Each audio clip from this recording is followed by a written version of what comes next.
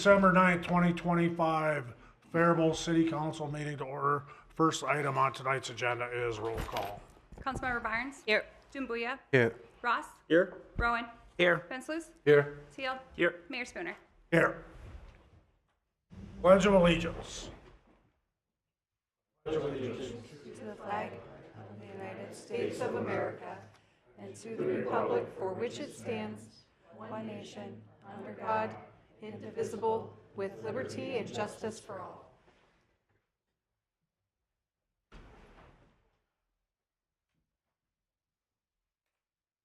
Our second item tonight is approval of the agenda. So moved. Second. By Roan, second by Van Sluis. Aye. All opposed? Agenda is approved. Presentations and introductions, we have none tonight.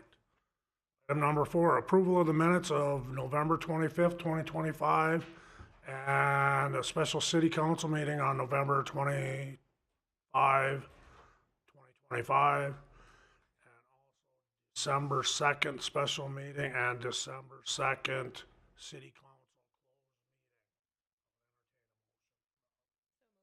Second. Motion by Barnes, seconded by Don Muya for the approval of all the minutes. Aye. All opposed? Minutes are approved. Requests to be heard. We have none on the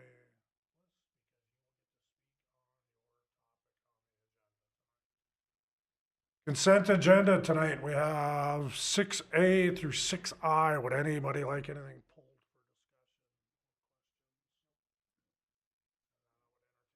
discussion? So move. Second. Don Muya, seconded by Barnes. All those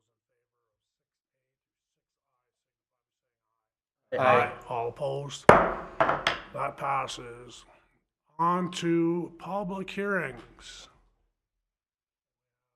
One basic public hearing tonight with 7 parts to it. City Administrator Jessica Kinzer is going to give us one presentation. Thank you, Mayor. I just want to start out by saying thank you to all of you for being a part of this process. It definitely didn't go quite as we had planned, or as it had in future years. We had a software transition that caused a delay in the audit, and everything kind of got moved back. But thank you to you for your understanding, and thank you to the leadership team for being very, very, very flexible with getting this through. So these are the 7 resolutions that are before you tonight, and I'll go through, kind of briefly hit on all of these in the presentation. And so what we are here to talk about mainly in our public hearing is on the truth and taxation notice and what is our tax levy. To just remind you of how we get to where we are is we look at what is the tax capacity rate, which I'll show you where we're at on another slide, because that's ultimately what makes the determination. But we get our valuations from the county and then use that information to figure out what do we have available to us, and then how much of that available capacity do we need to basically fund operations in the few specific areas. So when looking at 2025 compared to 2026, our net tax capacity went up 5.8%. The levy amount went up 7.74%. So that's that 7.74 that we were talking about, but it's the dollar amounts. We're talking total dollar amount increase from 2025 to 2026. The tax rate went up from 49.5 to 51.3. And so we're using essentially 51.53% of what's available to us, or on an individual property of that market value that's available, 51.53%. As we look at kind of how things have happened throughout kind of a 20-year history, we've had ups and downs, and you can see how things have swung with the economy. I really thought last year that as we were talking about, I think it was a 3-point-some% increase in net tax capacity, that we're probably talking about less than that. So to see it go up 5.8%, which is that yellow line on this graph, was a bit of a surprise to me. And so we've seen some big changes. The good news is the numbers are still positive in terms of the taxable market value that we have available and what that looks like. We do have some changes from what went out on the truth and taxation notices to what is before you for approval tonight. And I just wanted to go through those differences as well because they are to the positive of the taxpayer. And so we are essentially looking at about a $500,000 total decrease in the tax levy request. So 7.74 is where we're at. What went out on the notices was 10.4%. So we have a 2.7% decrease in what went out versus what is before you tonight to approve.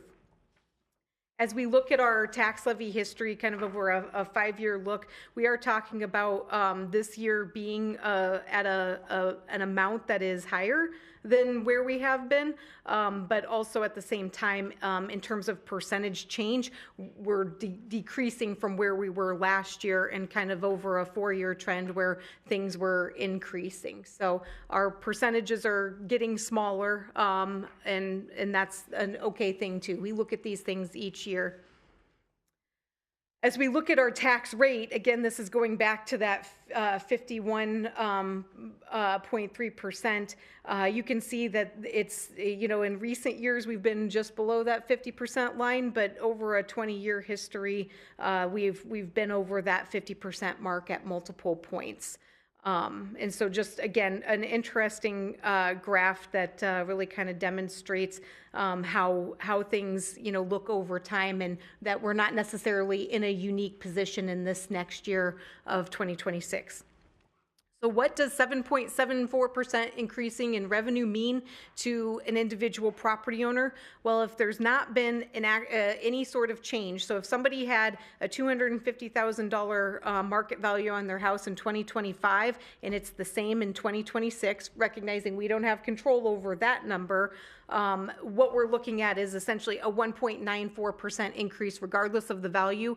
But for that $250,000 home, the city's portion, without increasing that market value, is a $23.13 increase. The median market value, as you can see there highlighted in gray, is $223,900, and so it's just a slightly over $20 increase. But 1.94% is that number. That's an annual amount. Correct. $20. Correct. Yes. $23. That's an annual amount, not a monthly amount. Yep, you are correct. And so when you look at 1.94%, looking at different commercial valuations, it's more. Commercial property is valued differently. There's not exemptions and things, and so it's still a 1.94% increase, but is more in dollar value when you look at a $250,000 commercial property being $41.77 should nothing have changed between the market value from 2025 to 2026. The other thing, two things that are before you tonight are to approve the HRA tax levy and the EDA tax levy. Both boards have taken independent action and have requested the maximum amounts of $439,000, almost $440,000, and a little over $431,000. The resolution 332 for budget appropriations gives you basically the numbers by each fund, the total expenditure authority for each fund. And so that's essentially what you'll be adopting on this. But I just wanted to give a quick little run through because there are some interesting things that you don't always see from year to year when you're looking at things in the midst of the process. As you can see, taxes are the largest revenue in the general fund. So the general fund, we're at $24.4 million in total spending and revenue for 2026. And so taxes are 52% of that. Intergovernmental is 35%. You have to remember we've got just about $7 million of local government aid, and so that basically keeps the tax levy in check as much as possible. But if local government aid were to ever go down, we're going to have a conversation about what that looks like, because when you have 87% of your revenues really from kind of two big sources, that's kind of a tough place to be in. As you can see, charges for services and licenses and permits, they're things that we discussed. Those are the fees that people are paying for different things, but they really do not make up a huge portion of our revenue. And one other thing to note is that we are planning to use $106,500 in fund balance, which is the remainder of that 2023 allocation of public safety aid. That was a one-time use, and so we're planning to utilize all of that the remainder of that in 2026. When we look at general fund expenditures, again, 24.4 million in total expenditures. Public safety, which includes some of our largest departments, is 45% of the budget, which is actually a decrease from 2025, down 2%. Public Works and General Government both picked up each 1%, and so that's kind of where that transitioned to. Culture and Recreation is the same with 23% of the budget, which is the same. The other thing I like to talk about with the general fund is when we're talking about 24.4 million in expenditures, 17.8 of that is personnel. It's 73% of the total budget. It's actually down from 74% in 2025. So we've had some shifting. Can't necessarily explain why we've had some shifting, but some numbers have moved around here in the last year. When we get into special revenue funds, we've got a lot of them. There really hasn't been any change from when we talked about special revenue funds in October, except for we now have EDA and HRA dollar amounts to add in. So the one I'll just highlight on here, we'll talk about it later as well, is the airport. That's 2.5 million in expenditures, showing a negative number there. That is planned use of fund balance to support the local share on two very big capital projects that we have.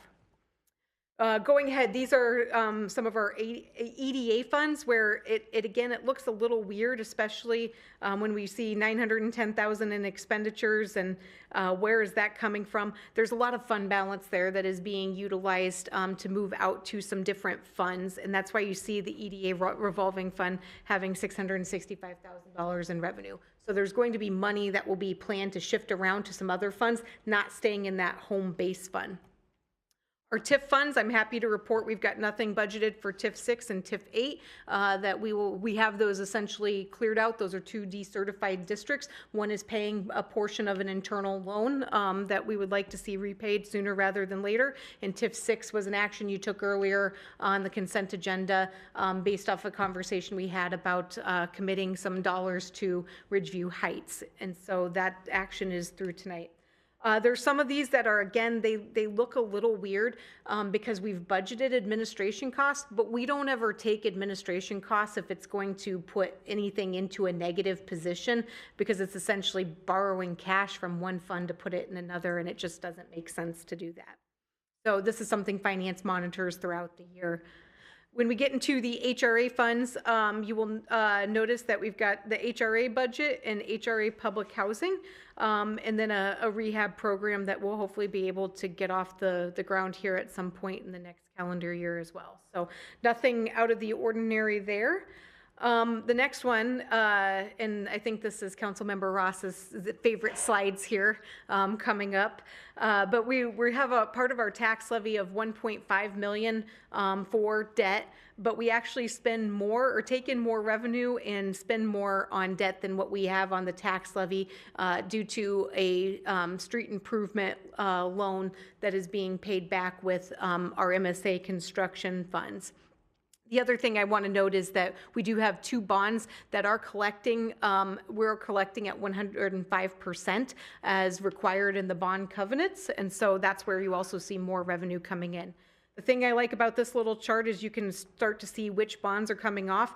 2027 is the last year on our 2007A bond, and 2029 is our last year for our 2021B, but on that 2021B, the important thing to point out is we've got a $1 million payment in 2026. That drops down to $585,000. So there will be some significant changes to the debt service tax levy next year in the budget conversation.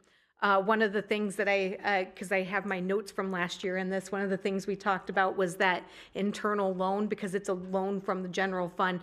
We could look to change that loan up to have it paid back sooner and pay back the general fund sooner. I think we should look at what we have as our resulting general fund cash fund balance when we finish up the 2025 audit, but that'll certainly be a conversation for 2027 as well. And then here is the graph that really shows 2034 is when, as things stand right now, that we are debt free. However, as we go through the capital improvement plan, there certainly are some other areas where debt will be incurred if those plans proceed as they're created as of right now. So capital project funds, just to kind of hit on some of these. So we've got our street improvement fund, park improvement, capital equipment replacement, and public facilities. The one that I want to point out on here, which does have some borrowing in 2026, is park improvements. We've talked about a $3.8 million bond for phase 2 of Viaduct Park, which has basically a first year interest payment built into the amount that we would be borrowing. So that's why that number sounds high. Hopefully Mark and Rochelle don't start spending $3.8 million because that's not what will be available ultimately for the capital piece of this. One other thing to mention, just if you do the math on revenue versus expenditures for street improvements, as a reminder, we did leave that one as planning to go into a negative position at the end of 2026, knowing that the cash will be there in future years when we have fewer projects. Capital equipment replacement, it also looks that way, but we are utilizing some fund balance. There was some 2024 general fund balance that we transferred to basically make that fund whole, so no action was needed to borrow any money or do anything further for 2026. 437 looks a little weird as well. It's currently in a negative cash position, and through the sale of 2 properties, we expect to get it back to positive. Transitioning to our enterprise funds, these are our water, sewer, and stormwater, where it is the user fees that are to fund our operations. And so for 2026, we are at a 2% increase for water and stormwater and 6% for sewer. And we'll talk a little bit more about sewer specifically when we do kind of a long-term look at the CIP. But to just get into kind of the basics here on each of these, one of the things that I like to point out is you can get a gallon of water for less than a penny here in the city of Faribault. And so even with a 2% increase, we're still very far below less than a penny. And so that's a really positive thing. Ratepayers pay not only the use charge of what are they actually using, but they pay a base rate as well. And so most residences have a 5/8 or 3 to 3/4 inch meter. And so that monthly charge is increasing by 28 cents. And then the use charge is going to be a very negligible increase, but it's based on usage. When we look at sewer, again, we've got a base rate and a use charge. And so we're looking at a 62-cent per month increase, and that's residential and commercial. Everybody pays the same base rate. And then our flow charge went up 6% there as well. In stormwater, it's a little bit different. It's a residential lot equivalent is how that's charged. And so with the 2% increase, it is going up 19 cents a month to $9.82.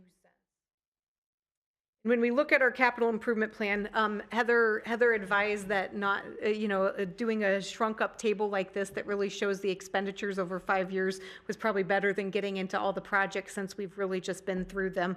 But I do want to point out line 602 sewer, because you see some really big numbers. And just as a reminder, we were looking at a 6% rate increase to help with those future costs and to basically try and set us up in a way where we were not going to have to finance all of those costs with borrowing. And those are some treatment plant improvements that are planned for 2030. I will also draw your eye up to Fund 437. After our last kind of conversation about the community center and using 2026 as a year to get direction, I did bump that out as it was previously listed to 2029, but kept the new fire station in there for 2028. So there's more to come there in terms of conversation. So just a few other things, just as a reminder, there will be 2 proposed debt issuances. There's a 3.8 million for Viaduct Park and then 3.5 million for sanitary sewer projects in 2026. And then there will still be discussions of these 2 big projects that are in Fund 437, probably throughout 2026 as well. So those will be things that we continue to talk about. It's not really planning if you wait until right when you say you're going to do something to actually start talking about it. To highlight the fee schedule and some changes that we have, we've kind of seen the wholesale across the board increase in building and code fees. Parks and Recreation also adjusted their fees upwards slightly in a lot of our rental spaces and program fees. And then 2% increase in water and stormwater and 6% increase in sanitary sewer. And finally, the other final thing to just mention, we didn't really talk about it too much as part of the budget process, but there is this franchise fee schedule that does get adopted each year. And so that has kind of listed where the cable franchise fee goes, general fund only, where gas and electric goes.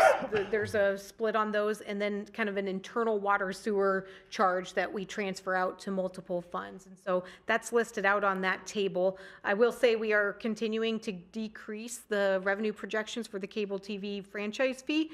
And then we're hoping on this year to correct some allocation issues with street improvements and park improvements that were missed previously.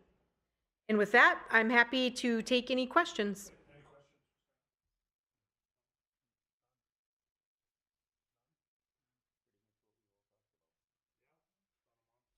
Long project, so.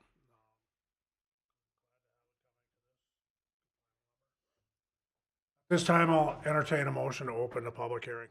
So moved. Motion by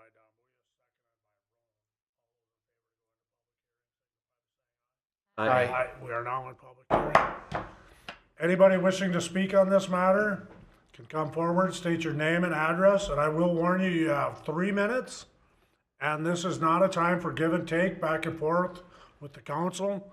This is just simply time to state your piece on our budget. So go ahead, please state your name. My name is Janet Moline. I live at 419 Willow Street.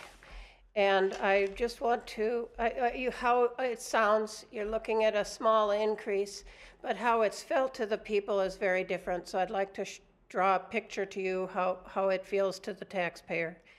I wanted to break out just the portion on my property tax that concerns the city. And I've got a 21.575% increase. I know you don't express it that way, but when I look at the money I'm going to have to pay out, that's how it feels to me. I know your argument will be your tax value, the value of your house has gone up and da-da-da. Well, that's the same thing that the city of Detroit told the peasants while they were taking raises and increasing their retirement funds before the collapse. So it's a bad argument on your side, I believe. And I mean, the percent in, if you look at the numbers rather than your projections, the numbers are over 21% increase. That is 6 times the inflation rate or the COLA rate. I wish you'd just stop it. Thank you for your time.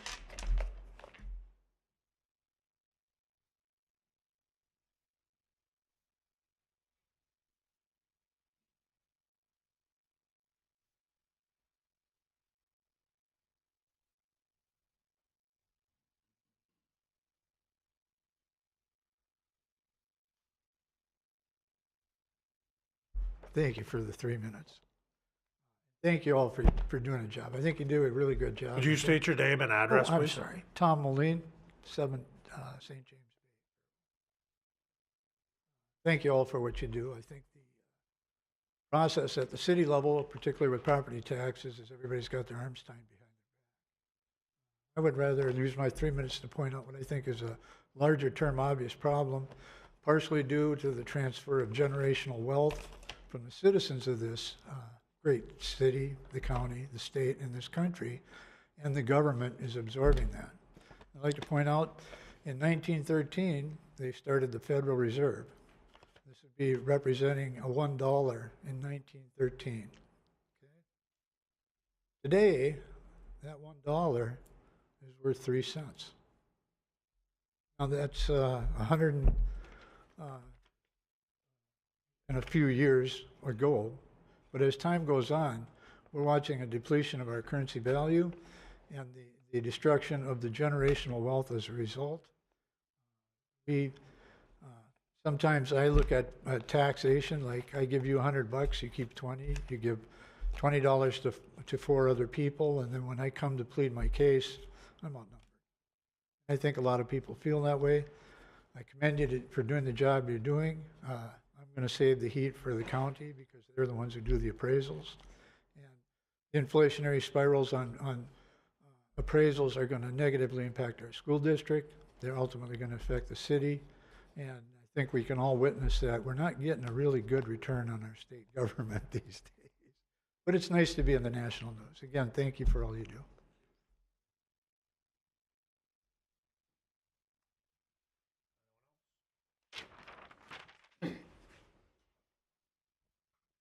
Hi, Janet Murray, 3rd Street Southeast. I was quite shocked when I got my taxes and they're going up 27.8%, which isn't that seem higher than what it should be?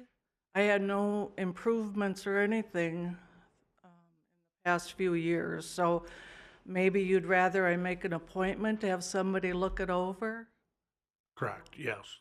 Is that unusual That's for something we someone? can't answer tonight, so. Yeah, but is that unusual to get that big of an increase? Because it looked like it was roughly 8% it should have been. You're gonna have to come in and take a look at that with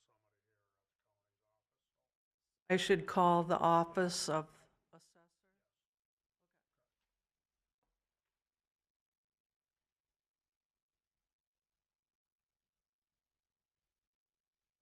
someone else.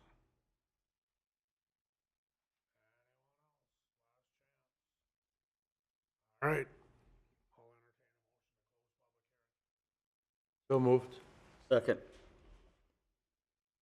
Motion by Van Sluis, second by Ross to close public hearing. All those in favor signify by saying aye. Aye. Motion passes. We are out of public hearing. All right.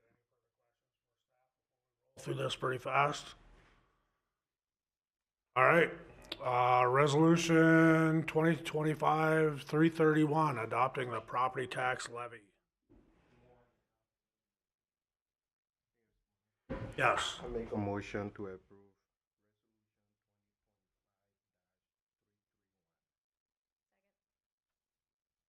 Motion by Dambuya, second by Barnes. All those in favor signify by saying aye. Aye. All opposed? Property taxes is passed. 2025-332, adopting the budget and fund. Mayor Spooner, Yes. I make a motion to approve Resolution 2025-332. Second. I have a motion by Van Sluis, second by Ross. All those in favor of Resolution 2025-332 signify by saying aye. All opposed? That resolution passes. Resolution 2025-333, HRA tax levy. Yes. Make a motion to approve Resolution 2025-333. I'll second. Motion by Barnes, seconded by Roan. All those in favor of the HRA tax levy signify by saying aye. Aye. All opposed? Motion passes. Resolution 2025-334,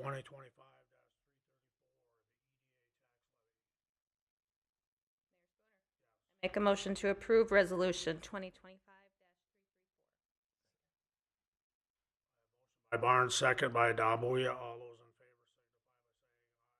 signify by saying Aye. aye. All opposed? That is also passed. Resolution 2025-335, adoption of the fee Mayor Spooner, schedule. Yes. I make a motion to approve Resolution 2025-335. Second. By Van Sluis, seconded by Barnes. All those in favor of adopting the fee schedule signify Aye. Opposed? Nay. Nay. We have one negative. Two nays. That motion also passes. 6, Resolution 2025-336, approval. Spooner. I make a motion to approve Resolution 2025-336. Second. Motion by Barnes, seconded by Van Sluis to approve resolution 2025-336. Signify by saying aye. Aye. All opposed? Motion passes. Final item, resolution 2025-337.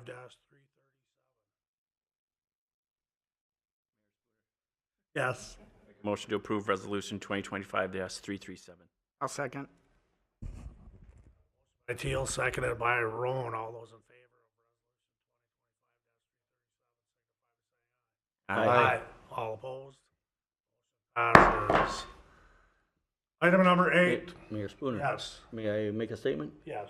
I'd just like to thank the people that stepped forward and spoke tonight, because their comments were unlike what we've heard in the past. Their comments showed an understanding of our system and a thoughtfulness, I thought. So I'd just like to thank the ones that stepped forward and presented it very well. Thank you. And I'd also like to thank staff. Thank you very much.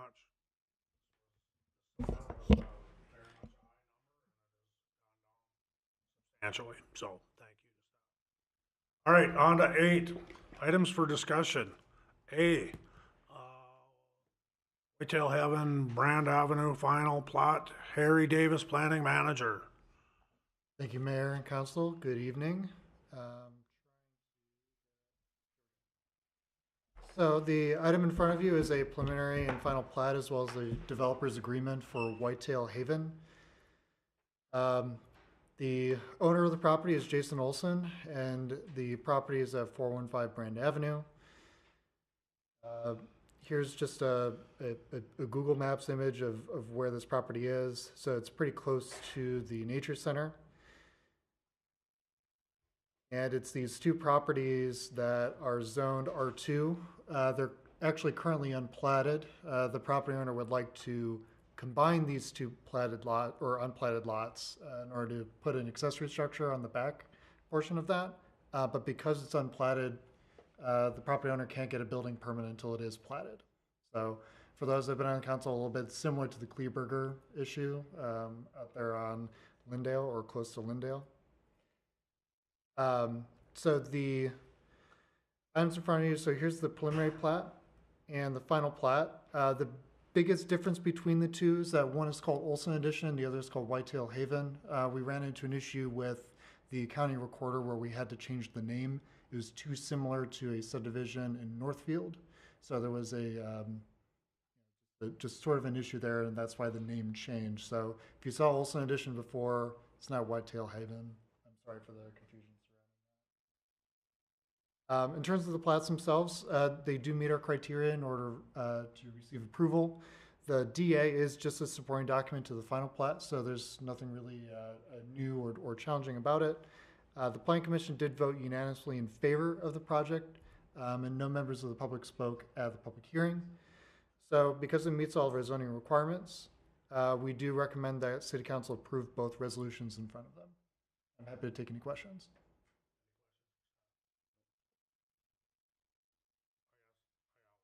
How did we get this far with a house built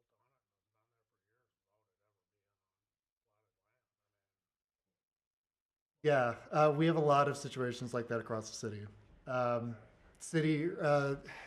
70s, 80s, I won't go too far into it, but there's a lot of Wild West in terms of development. And so that's kind of why we're here now.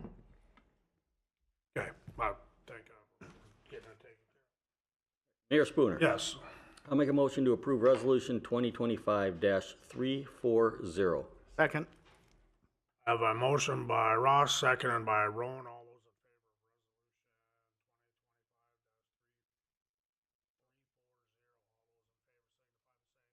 of resolution 2025-340, Aye. Aye. All opposed? The plats are passed. On to the next one. I make a motion to approve Resolution 2025. Second. By Barnes, seconded by Van Sluis on resolution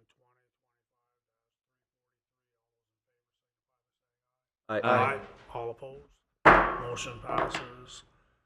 Next item on tonight's agenda is resolution 25-344, approving a conditional use permit. Once again, Thank you again, Mayor and Council. So the item in front of you is a conditional use permit. It's an amendment to an existing one for Surratt Academy.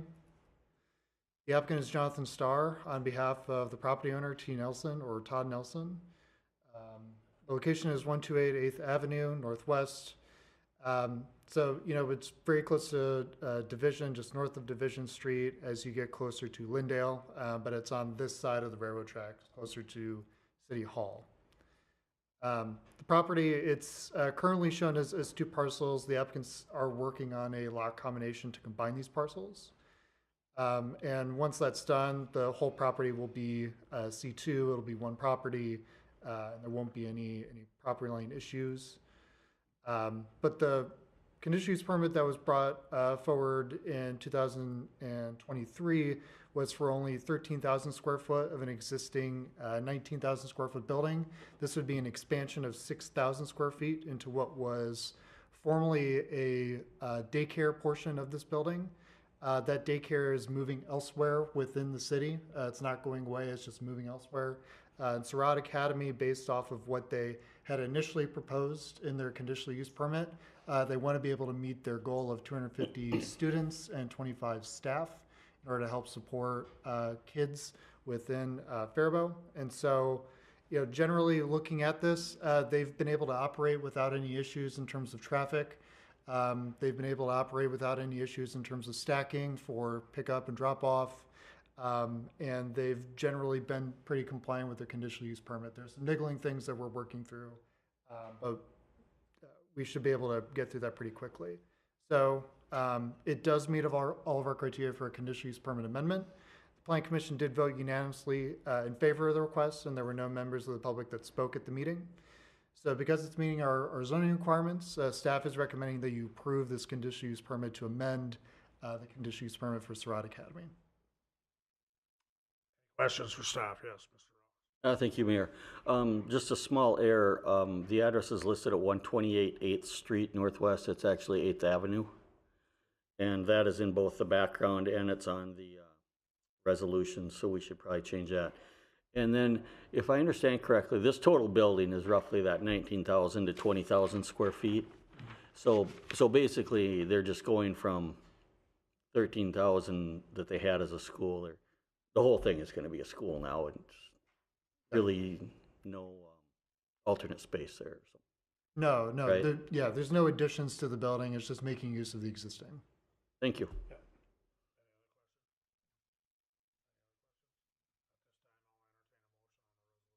So moved. A motion by Teal, seconded by Don Bouya to approve a conditional use permit. Signify by saying aye. Aye. All opposed? That is passed. We're on C, ordinance 2025-17,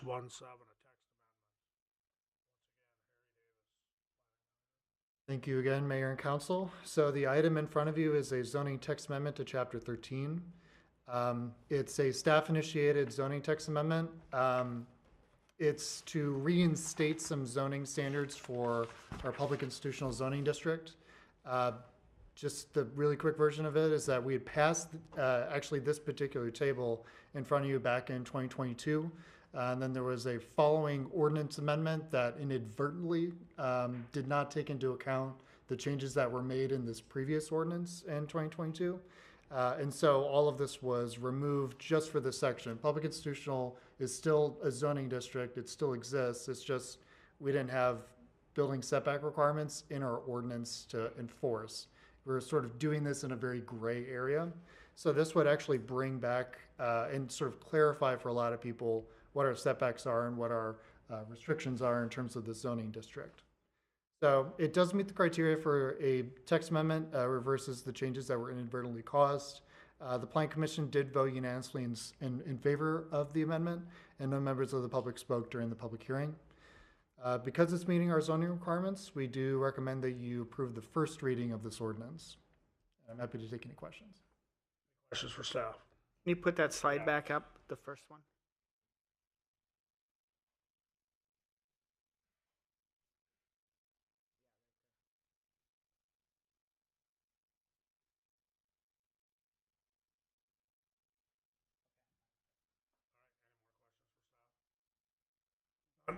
Mayor Spooner. Yes. I'll make a motion to approve ordinance 2025-17.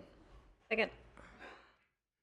A motion by Ross, seconded by Barnes to approve ordinance 2025-17. This is Councilmember Barnes. Aye. Jumbuya. Ross. Aye. Rowan. Aye. Fenslus. Aye. Teal. Aye. Mayor Spooner. resolution, or that ordinance is passed. Item D, resolution 2025-335. Service agreement with our police. Good evening, Mayor, members of council. Sorry. I'm hearing things already. I have a presentation to show you regarding our Axon contract. Our Axon Services contract is historically, from a historical perspective, it's something the department has had since 2018. The original contract was signed at that time to provide the department with body cameras, tasers, our less lethal weapons, body cameras, as well as a digital evidence platform where we store items of evidence such as the body cam videos or other things that citizens send us that are evidence, as well as our squad car videos. Fast forward to 2022, I was here, a new chief for a few months, and I realized that there were a lot of other Axon products that are out there that we didn't have at the time, including upgrades to our less lethal weapon, our taser, as well as body camera and other things. So I at that time, we renegotiated our contract, and we were able to get that approved. The council approved that at that time. The cost of that, at that time, we agreed to a 5-year contract for the price of $128,000 per year. I will say that the Axon Services contract, that invoice that we receive is the largest invoice that we have in the department annually. So this is kind of the backbone of what we do. That upgrade in 22 allowed us to really increase the different technology that we had, the platforms that we utilize. And I just want to take one brief second and show you a little bit, just so you're informed on some of the things that we utilize. So what you're seeing right now on your screens is the actual platform for evidence.com, which is kind of the basis for what we use. If you'll see down where it says evidence, currently we have 184,583 pieces of digital evidence we have on this platform. Some of that's most of that is body cam video, but some of it is, like I said, videos, photos, or other items that we retain. We also have a product, and you just heard the body camera click on because I actually want to show it to you. It's called Axon Respond, and this is part of the 2022 upgrade. It allowed us to view body cameras in real time when they're active. And my screen.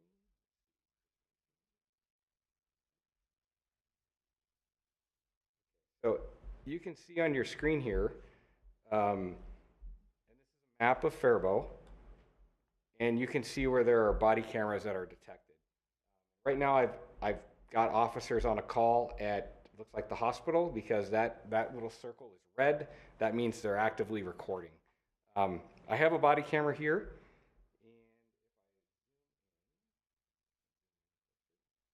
It's the one that says Esquivel. And if I activate it, it should, if it can sense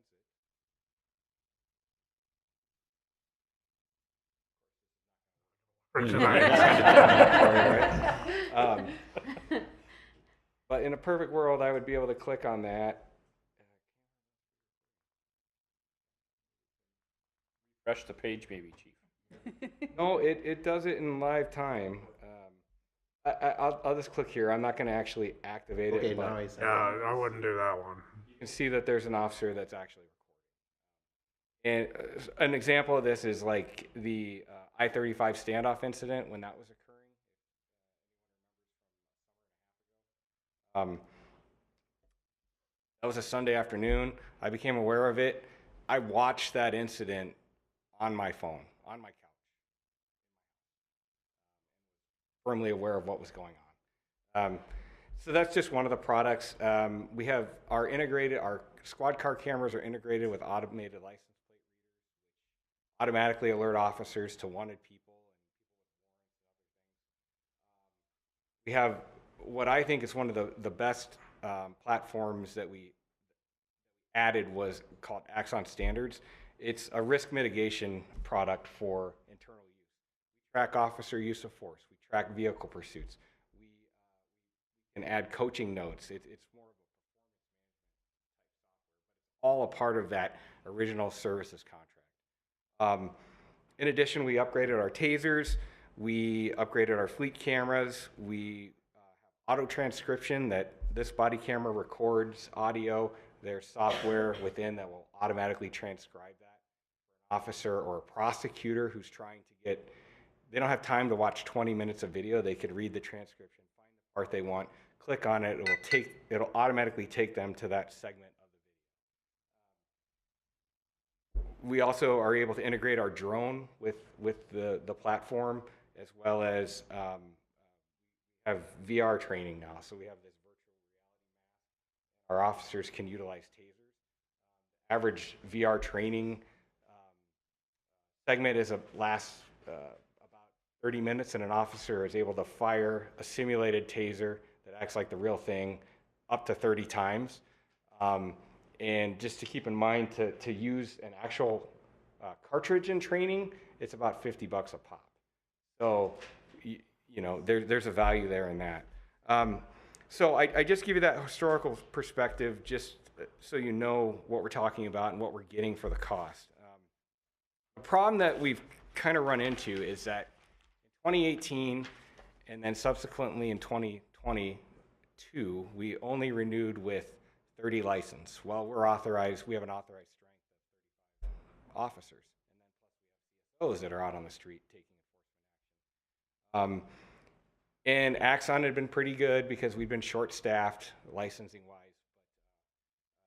but it's kind of caught up with us. So we either need to add additional license, which we would do in an a la carte basis to our 2022 contract, or Axon said, well, if you want to renegotiate the contract, that cost. Well, it's going to increase our costs to approximately $162,000.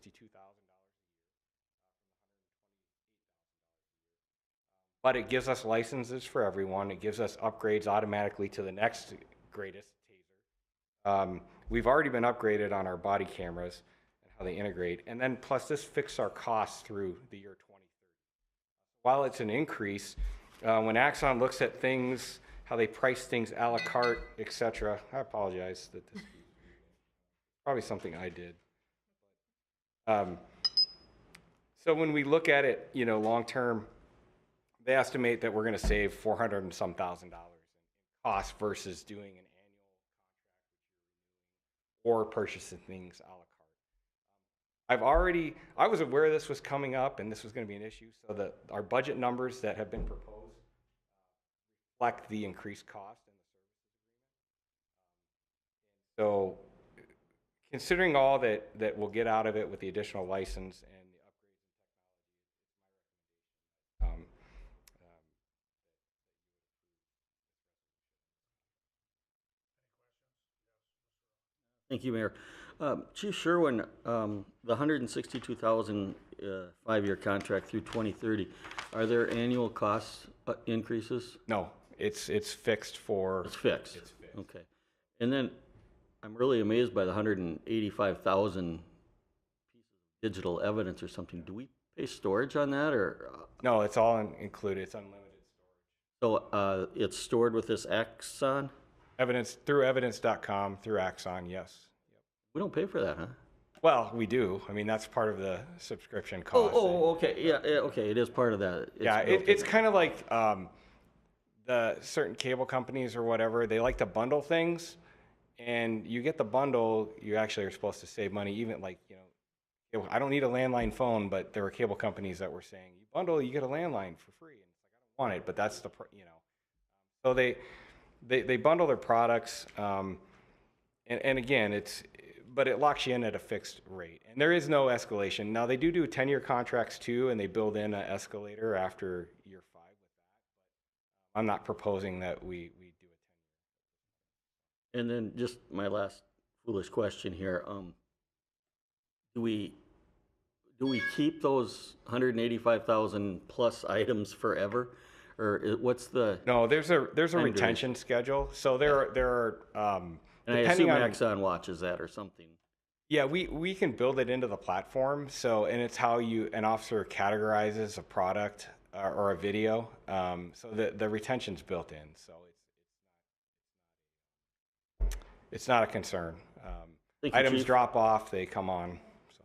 Thank you, Chief. No further questions. Yeah, I think this is actually quite an amazing platform with everything. I have no idea what I did. Are you censoring my words? No. So I've actually uploaded video and photographic evidence myself into this system when an officer handed me a little card with how to connect and log on. It's very easy to do, but I think it is, and when you go on YouTube and there's a lot of Axon police chase and police thing. It is actually a really, really good system, so I think it's well worth it. Yeah. Comment. I support the police department wanting to have a camera on every one of their members. I think it's important. Not only is it a safety feature, it's also accountability, and it builds trust. The fact that Peter Van Sluis just said that people can watch it, so they feel like they're there. Yeah, and I will just say this about cameras: our officers want to wear them. I've had citizen complaints, sometimes from not the most upstanding of our citizens who make allegations, and one review of the body camera is enough to end that. Absolutely. I just have one quick comment. Of those like 185,000 pieces of evidence, what would happen to them if we left them? Would they access? That's a good question. We would probably have to pay some sort of storage, but we would still have access, even though, correct. We would still be able to access. There would be a fee, but it wouldn't be nearly what. Correct. This covers our drone. And the videos that are there, we own. So we could pull them off at any time. So probably what would happen is all those videos would be uploaded to some other server. This covers our drone as well. Yes. Yes. The platform for the drone video, etc. Right, Mayor Spooner. Yes. I'll make a motion to approve resolution 2025-345. Second. Ross, second by Don Booyah. 2025-345. All those in favor signify by saying aye. Aye. All opposed? It is passed. Next resolution is the professional service contract related to Yeah, thank you, Mayor and members of the council. Tonight, the second item here before you is we put out a request for proposals related to our towing service agreement, our professional towing services agreement with a single source tow provider, and that will run from 2026 to 2030. It's a 5-year contract. We received 2 proposals, and those proposals were from Glenn Services and Dean's Towing. They're both qualified service providers. In order to evaluate their proposals, I wanted to kind of remove the police department from that, as our officers have a prior relationship with Glenn's, which has had the contract the past 5 years. So I summoned some city staff to review the proposals and actually score them. Those score sheets were provided with close evaluation. Like I said, both are very qualified towing services. In the end, Glenn's was the recommended provider for this year's award. They are currently our towing services provider, and that's the recommendation that we're bringing forward to the council for review. If I can just say one more thing, the scoring was very close, and the companies were evaluated on a number of different parameters, including experience and background, the service that they provide, their availability for their businesses, and then also the proposed fees. And you can see the check marks indicate where the different services were found to be higher. But in the end, there are some things that Glenn's can offers like their hours, their business office hours, were addressed in the proposal that may not have been clearly addressed in the proposal. I have spoken with both owners. They're both aware of this. Neither could be here tonight, but they're aware of the actions. I think very highly of both their companies. If I had a tow for my personal vehicle, I wouldn't hesitate to call either. So they're well run, and we're fortunate in that we have this.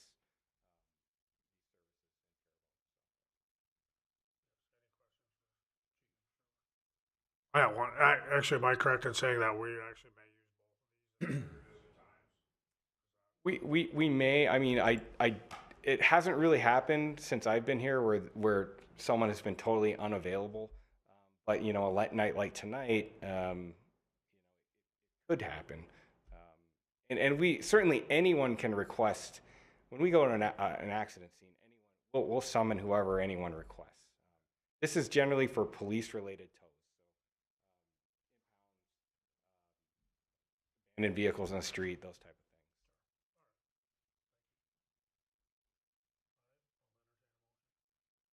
Mayor Spooner. Yes. Make a motion to approve resolution 2025-348. Second.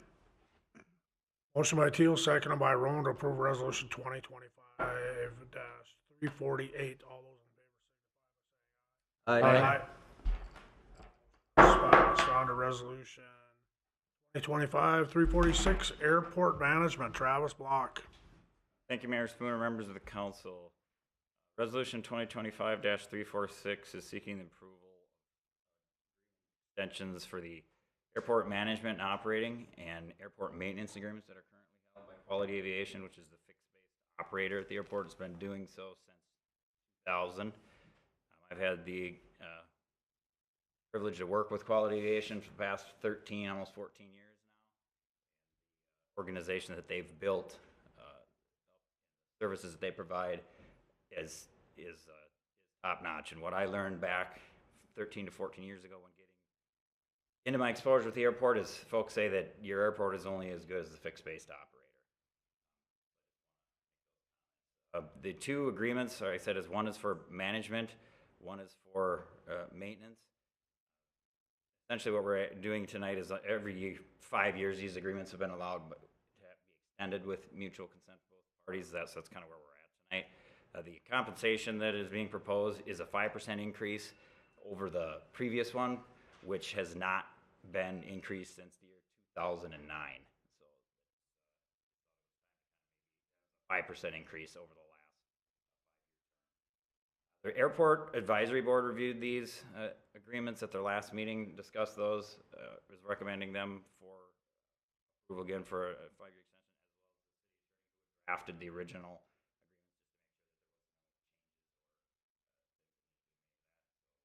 that would make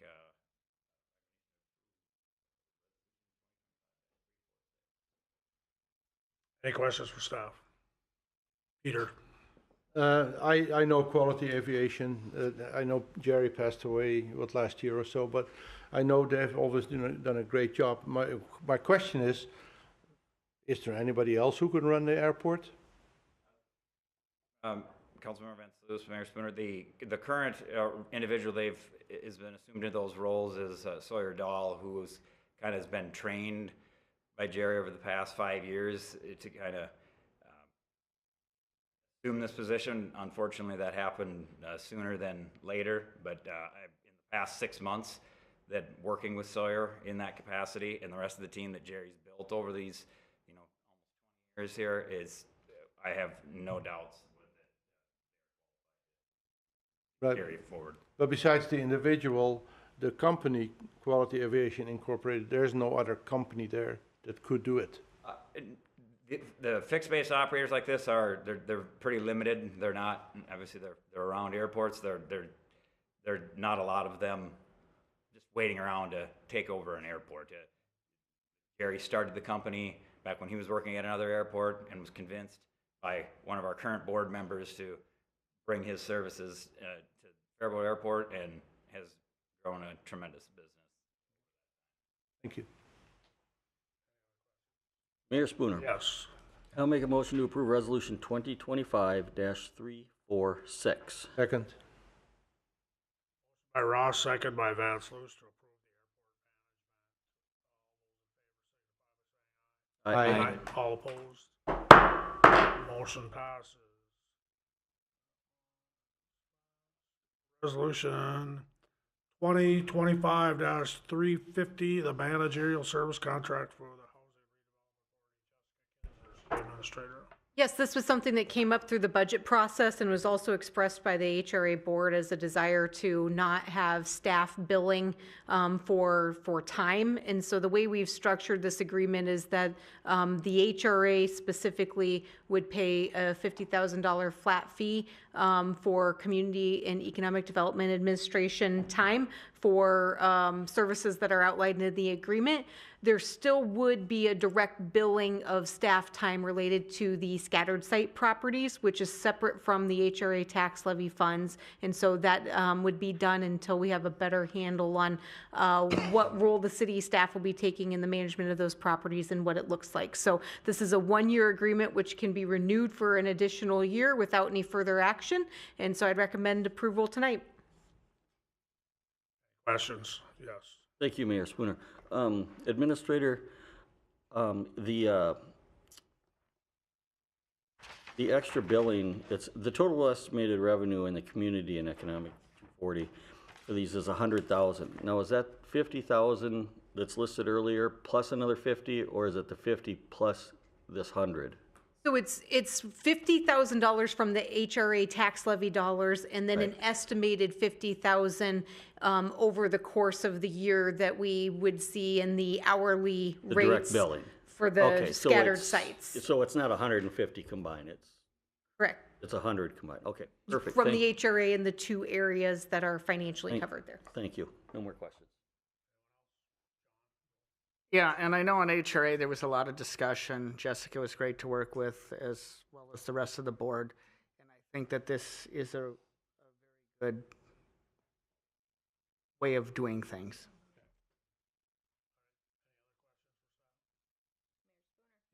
I make a motion to approve resolution 2025-350. Oh, I did not hear that. I have a motion by Barnes, seconded by Don Bouya to approve the managerial service agreement for the HRA. Aye. All opposed? That passes. On to the next resolution, the managerial service contract or agreement for the Economic Development Authority. Once again, Jessica. Yeah, very similar through the budget process. We talked about the EDA contributing from their tax levy towards the Community and Economic Development Department staff. And so that is set at 50,000, similar in that it's a one-year agreement that can be automatically renewed. So we'll be talking about these things as part of the 2027 budget process as well. The one big difference between HRA and EDA is the EDA has some basically authorizing or enabling resolution that the council has approved, which really spells out the scope of work in a very solid way. So we really just attach that rather than trying to outline a whole bunch of other things.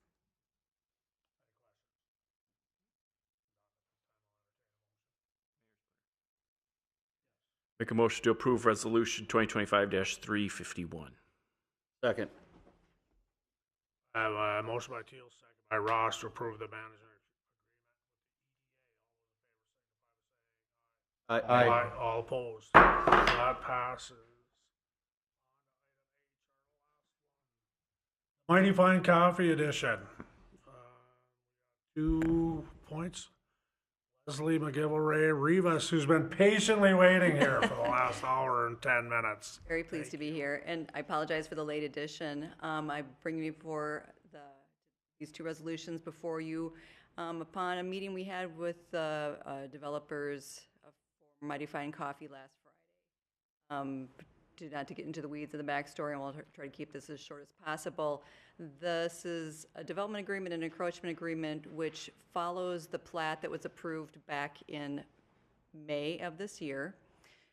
We did not expect to come forward. We expected to bring a new plat to you that adjoins the Mighty Fine Coffee Edition property with the adjoining property owners, the Beck Jordan properties, into a new plat. However, there's been a little bit of back and forth, a delay in will support that platting, but what is required for the developers to proceed is some financing, and that financing hinges on the property being platted. As a condition of our recording process, we must have the development agreement and the encroachment agreement also within that package. So again, this is make this project go forward one more step as we get to resolution. So I appreciate your patience in working with us, and I'm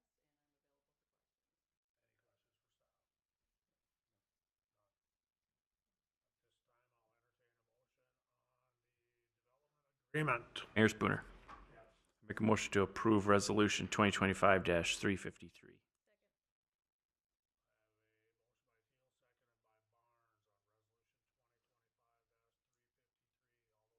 Signify by saying aye. Aye. All opposed. Motion passes. Our next one is Motion to approve resolution. Second. the encroachment. Second by Van Sluis on the agreement for the encroachment. All those in favor signify by saying aye. Aye. All opposed. Motion passes.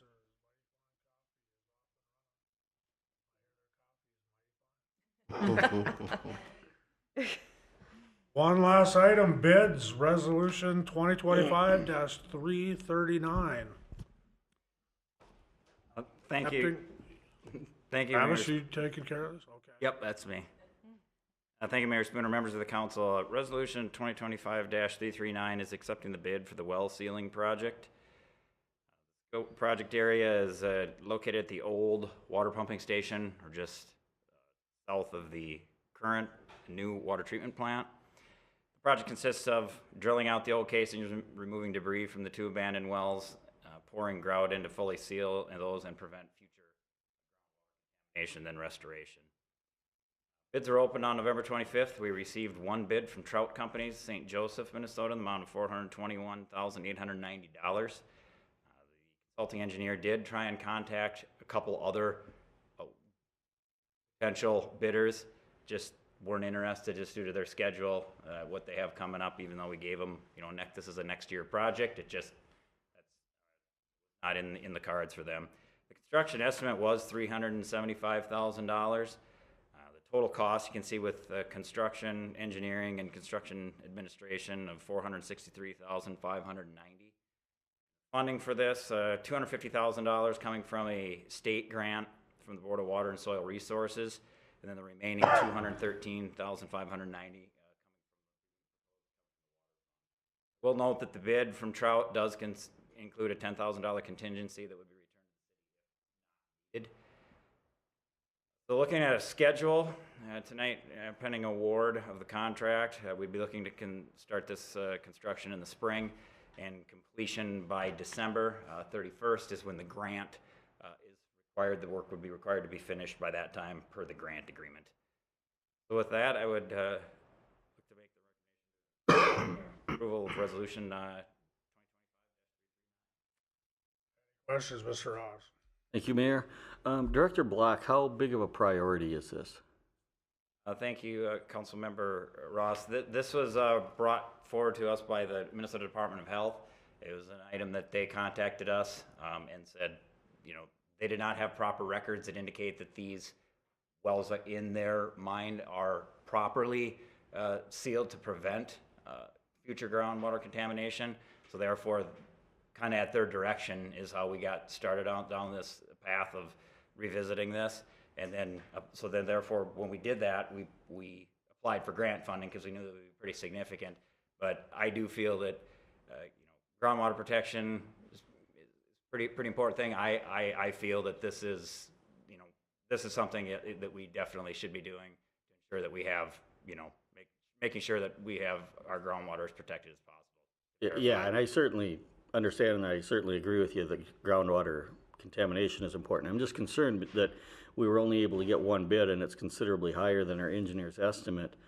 But on the flip side of that, if we were to delay this project, we may not get the state grant funding in the future too, right? Correct. We were able to, yes, exactly. We were able to secure that funding, and if we have to return that money, someone else may there's take no advantage of guarantee that we would get it. So in other words, we could delay this project probably 2 years, maybe get competing bids and save 50 grand on the actual project, but we would potentially lose 250,000 in state funding. Correct. So kind of no more questions. So touching up on Councilmember Ross's point, when we talk about taxation, here we got a state institution saying, hey, you may or may not have properly sealed this well, capped it, did whatever was appropriate in that era. So we come to you and say, we need you to do this for $463,000. Have they identified some ingress of concern? Or are they just going to every city in the entire state and creating this concern? Councilmember Rowan, that I do not know, but like I said, we were approached by the Department of Health, and they said that they wanted these wells properly sealed, and to do that, this is where we got to the project that we're at. As far as what they're doing with every other city, I can't answer that. No, I realize that. It's just a philosophical question that we wonder why our costs are going up. We have to do it. I get it, but this battle should be fought in St. Paul. Director Black, you had said how old this well was. Was it early 1900s? Yeah, I believe it was because it was taken out of service. I think it was the 60s when it was abandoned, is the term they use. That's what the records say. The well was abandoned. So that's the project then is going to verify that those abandonment methods will ensure protection into the future. Mayor Spooner. Yes. I'll make a motion to approve resolution 2025-339. By Ross, second by Don Booyah on the well sealing project. All those in favor signify by saying aye. Aye. All opposed? Motion passes. Boards, commission reports, announcements, project updates. Just a few things to remind you. Tomorrow night is a council chat at Paradise Center for the Arts at 6 p.m. Program is pretty much going to be about the Paradise, but also just time to come and ask questions as well. And then the other thing, I don't think I sent out an email, but just a reminder, there is the Chamber's All Boards meeting on Friday at 11 a.m. And so if you would like to attend after the meeting, please let me or Heather know so we can RSVP to the Chamber. I will not be there. Okay. I will not be there too. And that is this Friday. I will not be It will actually be at the Safety Center this time. there. Mandy, you can go? Yes. Other two? I can go. I'm not sure. I will double check. We'll at least have two there. Get an update back from you two then. Something you wanted to add? Yep, and to add to what Jessica had mentioned about the Paradise Council chat on Wednesday, or I'm sorry, yes, Wednesday, right? Tomorrow. Tomorrow. They make sure you, if you have time, shop around. They still have a bunch of holiday gifts that the artists have made. As far as the Paradise Center for the Arts, they are still showing The Sound of Music. This is the last weekend, and they've been having sold-out shows, and they have hired some professional